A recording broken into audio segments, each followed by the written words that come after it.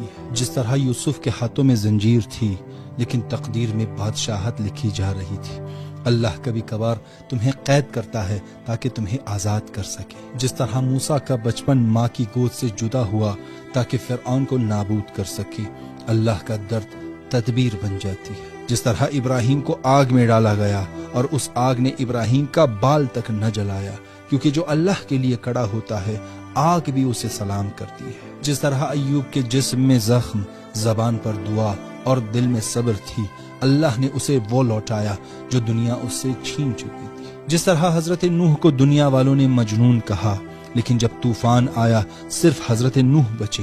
لوگ تمہیں سمجھے یا نہ سمجھے، اللہ تمہیں کبھی اکیلا نہیں چھوڑتا۔ جس طرح حضرت یونس مچھلی کی پیٹ میں تنہا تھے، لیکن جب پکارا لا الہ الا انت تو اللہ نے اندھیروں میں بھی رستے بنا دیے۔ جس طرح حضرت عیسیٰ کی قتل کی سازشیں کی گئیں اور اللہ نے انہیں آسمان پر اٹھا لیا، کیونکہ جسے اللہ اٹھاتا ہے اسے کوئی گرا نہیں سکتا۔ اور جس طرح حضرت محمد مصطفیٰ صلی اللہ علیہ وآلہ وسلم نے طائف میں خون بہایا، مکہ سے جلا وطن ہوئے، لیکن اللہ نے ان کا نام عرش تک پہنچا دیا۔ لہٰذا یاد رکھو، جب رب تمہیں آزماتا ہے، تم پر مشکلات بیچتا ہے، وہ تمہیں توڑتا نہیں بلکہ نئی بلندیوں کے لیے ڈھال رہا ہوتا ہے۔ تمہاری خاموشی میں تمہاری تربیت لکھ رہا ہوتا ہے۔ یہ ویڈیو شیئر کریں ان لوگوں کے ساتھ جو زندگی میں مشکلات کا شکار ہیں، شاید اس ویڈیو سے انہیں ان مشکلات میں ایک نئی ہمت